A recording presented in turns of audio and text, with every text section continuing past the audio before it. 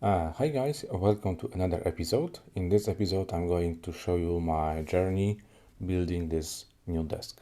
It was 3 months of my spare time project, so the whole video might be a little bit chaotic, but I will try to make it valuable. First, I'm going to show you the milestones, my concerns, solutions, issues that I was struggling with during this project. And at the end of this video, I will wrap up and summarize everything what I learned during this project. So let's get started. To achieve this over-engineered desk, I prepared quite a lot of steel pieces. Some of them, like this one, are 1.5 and 1 by 1.5 centimeter inside. Some are like this one, 2 by 3. Here we have 3 by 4, 2 by 4, and 3 by 3. Some of them have both straight cuts, some have both sides bevels, 45 degree angle, and I utilized 4 discs like this one, and by utilized I mean really utilized. It's nothing left actually. 4 discs like this to clean this steel up, and that's from which I start. And this one, yeah. So there is a difference, obviously. And to prepare all of these pieces, it took me around 14 to 15 hours, where around 12 hours was just to clean it up, prepare all the edges for welding, remove all the dust or the rust from the steel. I am just hobbyist, but because I don't want to grind those welds in my office, I decided to leave those welds. But to leave those welds without any grinding, they need to look nice. So that's why I have to be very careful and precise when I'm welding. Otherwise, it will be way more work than it looks like even now. So I'm not going to film any welding. It's kind of boring. Here we have the base of the desk. It's upside down, obviously, and complexity of this whole structure give us this opportunity to make sneaky mistakes. And the thing is that all of my shelves, almost all, are 30 centimeters depth. So here will be one shelf, there will be another one, and because I had to split this whole construction in the whole structure into few pieces, there will be one one element coming from this side. But the difference is that this shelf will be deeper than this one. But here I tacked. That's a good thing that it's not intact. It's not welded yet. I mean, none of those elements is welded. But now I have to cut it off and move it to the correct place and do all these welds. And the main frame of this desk is already done. You can see this behind me. It's not fully welded yet. That's why there are some clamps here, there, over there, because there will be separate units that I will weld in my room. I just set it up to see if everything fits nicely together. To make this project even more complex than it is, I prepared some small flat bars, like this one and this one, obviously in two different sizes, drilled with two different holes. Those I have over 160, and I'm going to use them as a support for shelves. I'm going to weld them like this, and the shelves will be on top of it. Those small flat bars are supports for side panels, back panels, side panels. And why I need two hole sizes? I'm going to use such screws. I hope that camera will catch it. With integrated washer, and some panels, like side panels and back panels. The side panels, I would like to screw into. There will be a 1 centimeter thick MDF, so this will be welded. Screw will go through that anchor point to the MDF. But the back panels, I want to utilize my 6mm plywood, and it is not the highest quality, but will be good enough to be on the wall side. So I will go through the plywood and anchor in this. That's why I had to pre-drill some holes, and they should hold the screw, not this way, but you got the point. To reduce load on the floor, I decided to cut some pads like this one. This is 4mm thick steel, obviously in 3 different sizes. And the thing is that even such a small piece like this one, it is 5 by 3, because 2 legs like this one cannot have anything on side. So yeah, but go to this one. This is 5 by 5. It is just a little bit bigger than the feet, the size of the square tube. But if we multiply 5 by 5, it gives us 25 centimeters square, where the leg is 3 by 3 is just 9. So this tiny piece of steel gives us almost 3 times bigger surface. So this is a huge improvement. This one is 5 by 7, so it's a 35 centimeters square. So it's almost it's over 3 times bigger, almost 4 times bigger than the regular square profile. I'm not even in the middle of the welding so far, but this is a good time to show you the simple tool, device, whatever, that helps me welding all those handlers. Here I have 2 pieces that I'm welding currently, and there are supports for shelves, and this element is already done. It's flipped upside down. But the whole idea is that I have 2 pieces of plywood. This is 18 millimeters, and my shelf is 19. So I prefer to have the shelf a little bit above the steel mainframe rather than below. So this gives me around 1 millimeter this extra height. So how I'm using it? This is the distance between 2 supports, more or less. So I can, now it's a little bit lifted to show you how it looks, but in general it goes between those 2 profiles. Here I have neodymium magnets here and here, and also here and here. Those magnets are very tiny, but they are good enough to handle those elements. And those magnets are just to keep this device on place.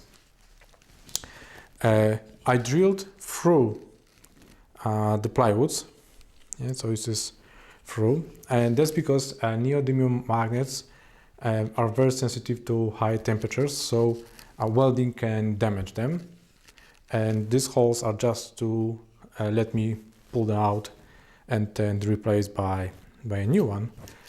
This time we are in my room. The room is almost empty. I'm in the progress of removing all electronics from this room. And the structure is already almost welded. Here you can see some clamps, because I have 4 elements that I have to weld in this room. But let's talk about the hinges. The complexity of this project wasn't big enough, so I had to add few more elements to this. And there's a shortage on every market on the hinges as well, so I wasn't able to buy all hinges the same as I want. So I have two different sets, and those are going to be hinges of the upper doors, and those will be hinges of the bottom doors. You may see, I'm not sure if that will be visible on a camera, but for this I need a screw M6, for this one M5, just to make it easier. The second complexity of this connection is that one part of the hinge will be attached to the steel frame, and the second part will be attached to the MDF. So because I want to have the same, here is not an issue yet, because it will be, and the screws will be covered by the second part of hinge anyway. But here both parts will be visible at the same time. And my goal was to have these screws the same on both sides, right? And I think it looks pretty decent. So I had to find a way how to use the same screw for different materials. And that's what I came up with. So here I have a M5 rivet nut, and that will go to the steel, screw through the hinge, with 2 screws obviously, and it will be attached to the steel frame, no issues at all. For the MDF, I found such a, it's not adapter, but I don't know the proper name, and this will go like this.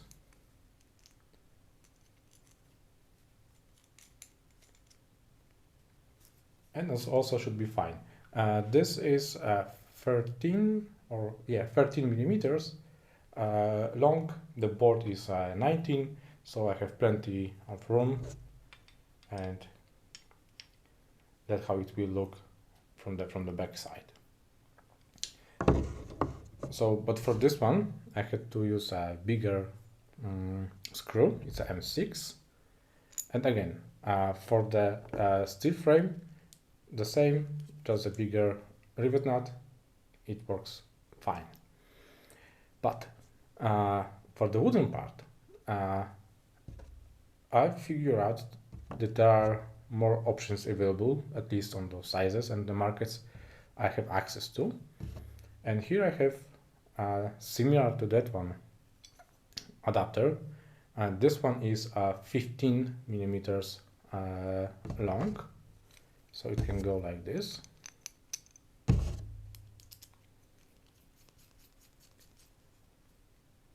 Yeah, and that will be fine. Here I will have 3-4 millimeters space. But I've been thinking about, what about if I will use the shorter version? It's like 8 millimeters this way, so that will protect the front side of the MDF. It will not loosen it. And here it's called Erickson nut. So if I would drill the hole through doors, I should be able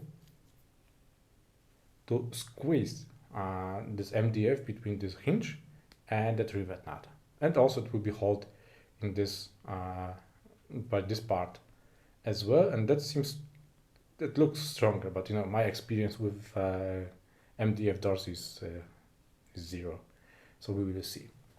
I mentioned about the rivet nuts, but maybe some of you don't know how it works. So here I have a prepared piece. This is for M5 screws. This one is for M6 screws. So you can see that it's just a 1 millimeter bigger screw, but the rivet nuts are significantly bigger, and that's how it looks. I will take a picture of it, how it looks inside. How to use those rivet nuts I showed in a video, probably welding my welding card, but that's how the rivet nut looks like. This is the one, and this is the second one. Both are for M6 screws. You can see that this one is longer because length of this rivet nut depends on the thickness of the material. And I will also show you how does it look like inside if your rivet nut is too short.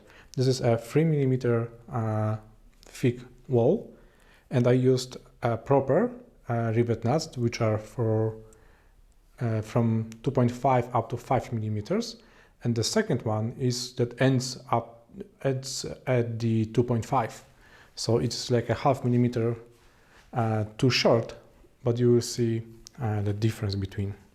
So this is one of the types of hinges, and what I wanted to do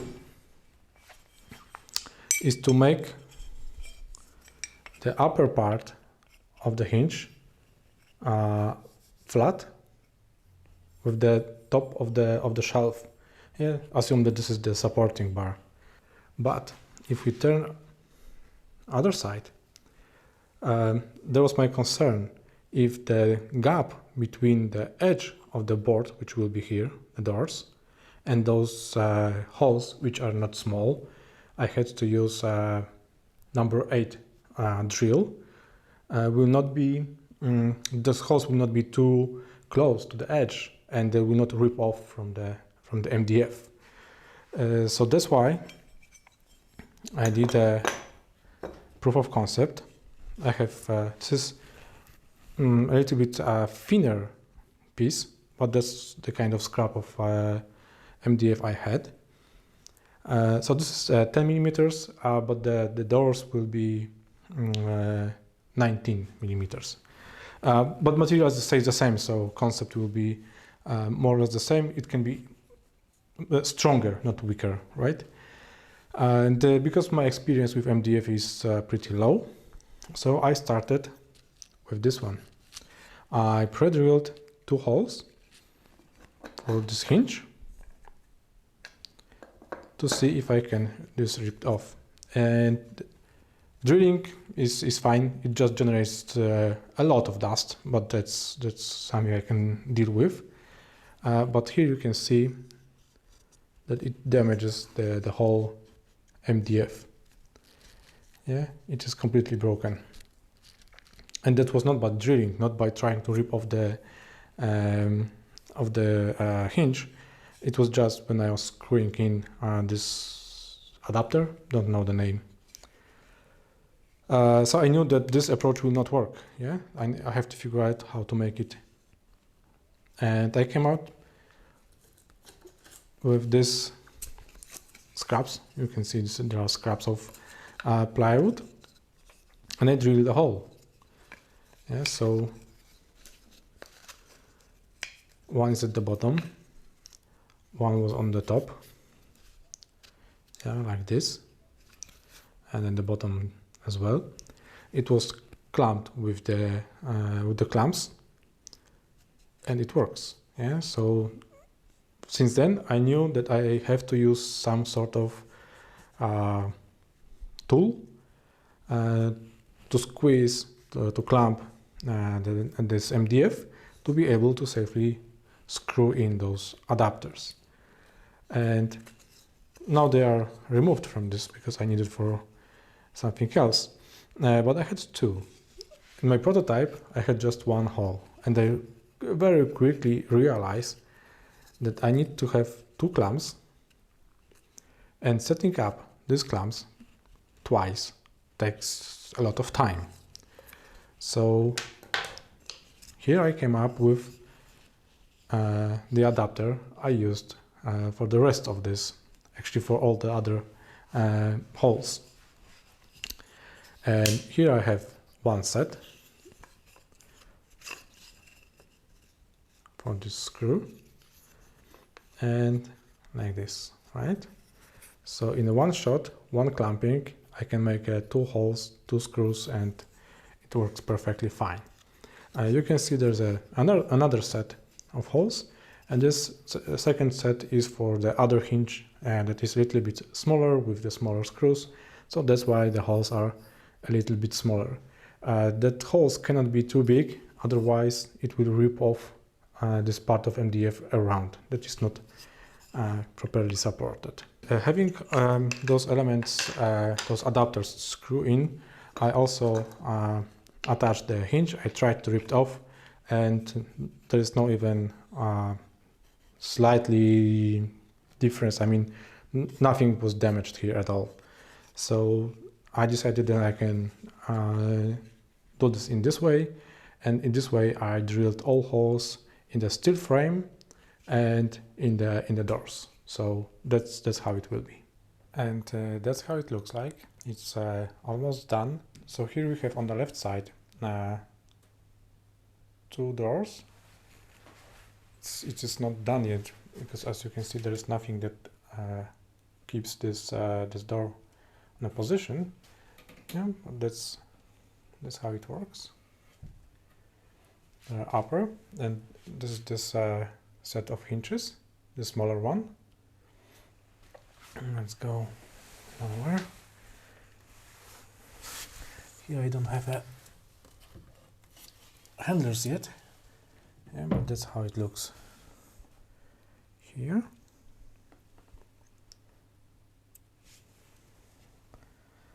So let's close it. The bottom doors, they do not open fully, but that's not a big deal for me. It's like this. This is storage for a bigger items that I'm not going to use very often. Okay, let's close it.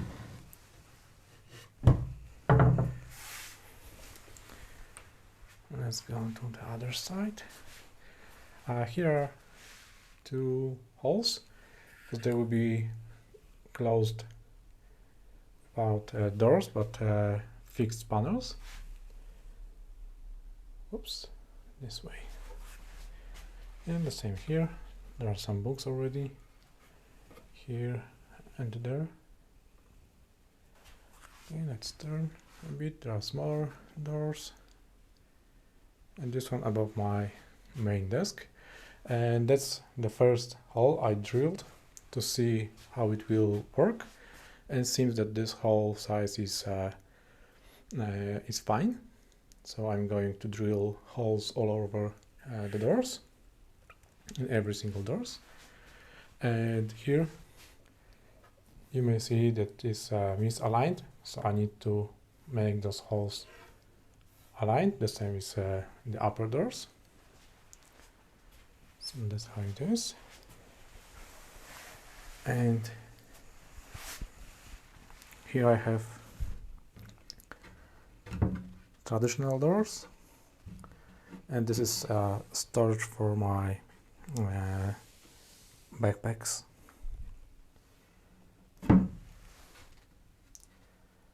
And here I have those panels, those fixed panels I'm going to screw into those holes. And here's my idea for this stop block, and also for the door holder, I guess. So what I'm going to do is to use a neodymium magnet and this piece of steel. This will be attached to the frame. This will be glued to the doors, and that should hold doors on a position. Now I cannot, of course, weld because there are already MDF shelves and everything is set up. So I found something what we called cold weld. It is a metal bond. It's not sponsored. It's just one of the adhesive glues for metal. And what they claim, it is industrial strength. And what they also claim is that after achieving full strength, the adhesive can be grinded, drilled, and threaded, resist to water, oil, and other chemicals. I have two clean pieces of steel. This one is a little bit painted because I want to also check how the paint affects the strength. What is pretty cool about this particular glue is that components have different colors, so you can easily say if it's already mixed correctly or not. Okay, I have it set up like this, and that's something that I can reproduce also in my desk. So let's leave it for 5 minutes, maybe let's say 10, and I will check if I can remove these tapes. I will not test the strength of this connection yet. The strength I will check tomorrow. And we are 15 minutes later, so I'm going to remove this tape. So that's how it looks right now. Looks pretty okay. So I'm going to leave it like this for the next at least 12 hours and see how strong it is. We are 18 hours later. The full hardness and the full strength is after 24 hours, but I'm not going to grind it, neither drill or nothing like this, and it will be just a blocker for the doors. So I think it's a good enough time to test it. So what I'm going to do is to grab it and see how much. So maybe let's start with the fingers. If I can, yep, with fingers it breaks. What we can see here is that this adhesive stayed on both sides, so it was quite okay.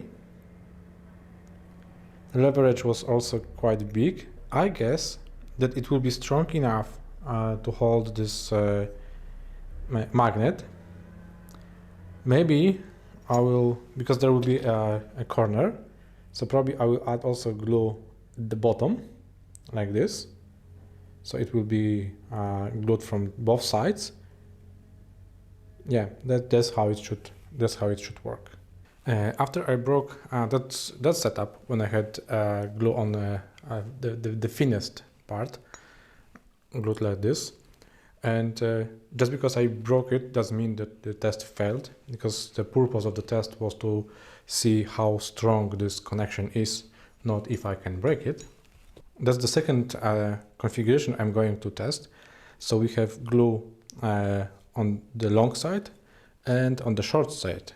It's still on the thinnest edge, but it is glued on the two sides, and the doors closing will go this way, right? There will be hinge on the top, so it will go like this. So let me see if I can break it.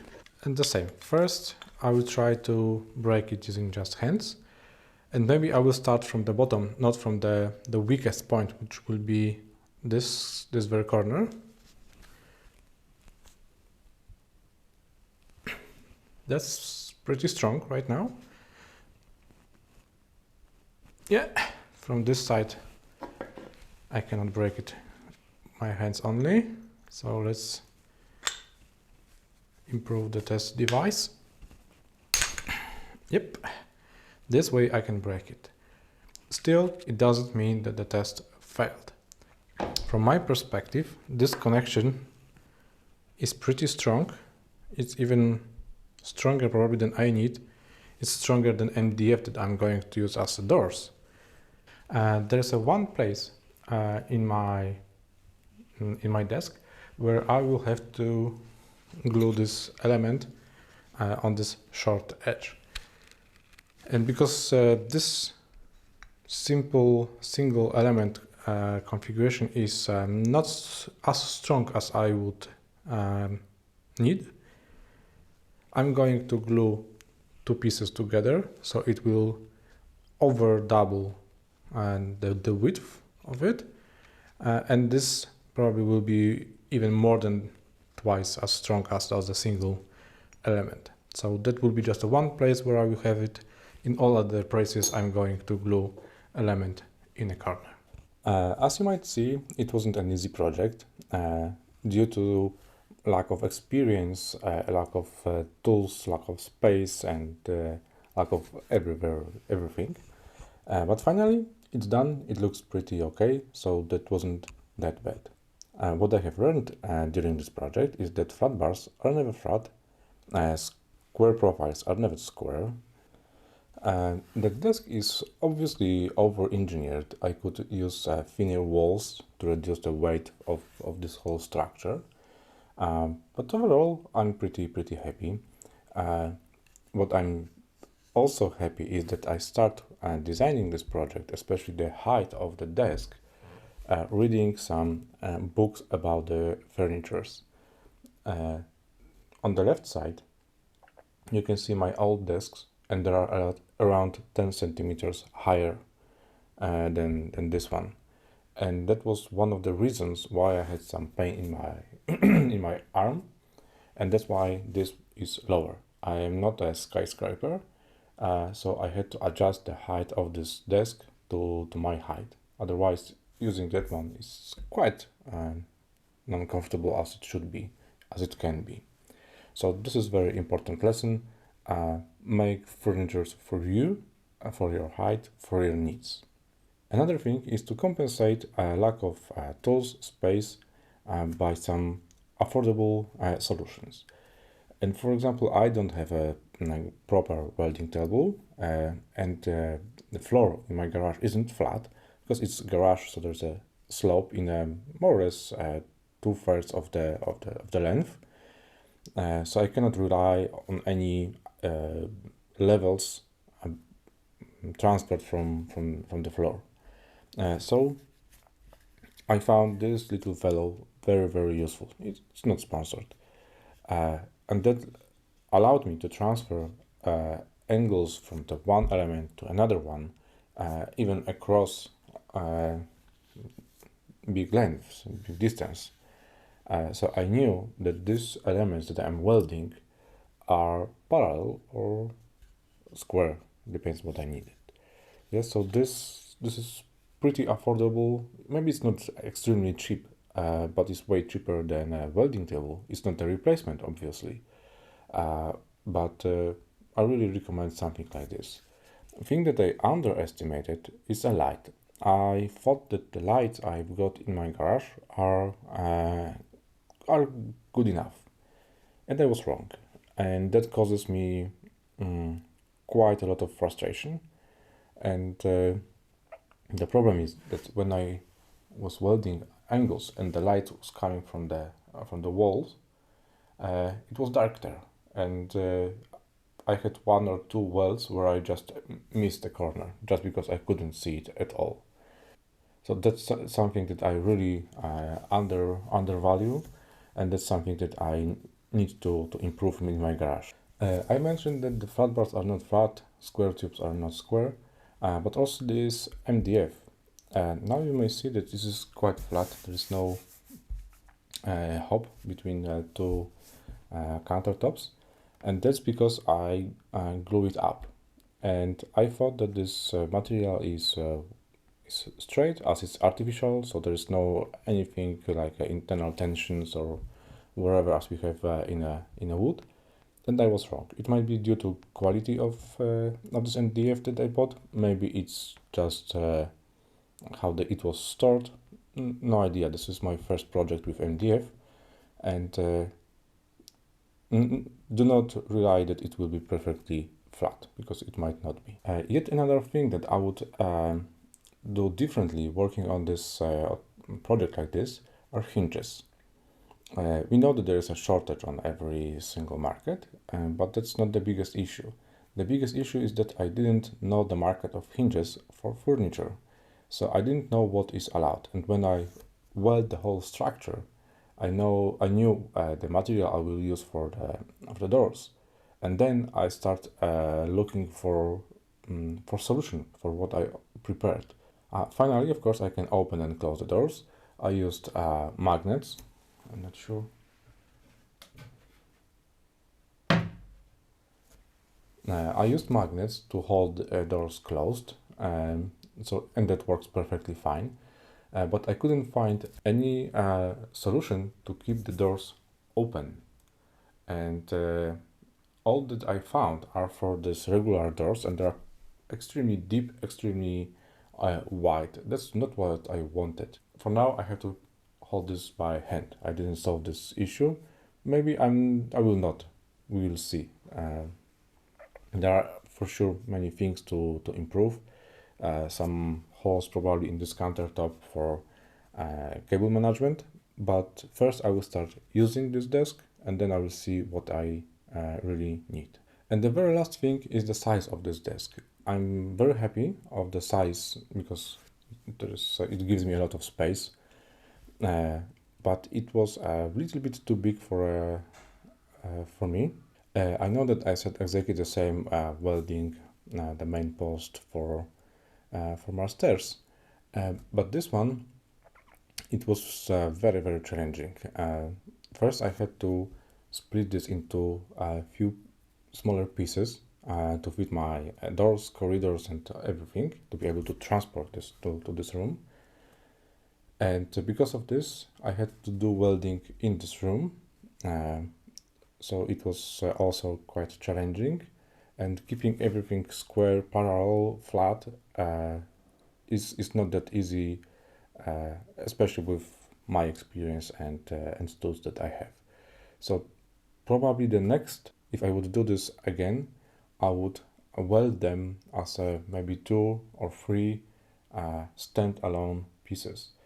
Probably it would be easier if the first desk would be one element, this one would be another one, and the part behind me will be the third element. But it is as it is. Overall, it looks pretty okay. It's not perfect, I know. That's not about perfection. That's all for this episode. I hope you found this enjoyable and you learned something. Thanks for watching, and see you next time.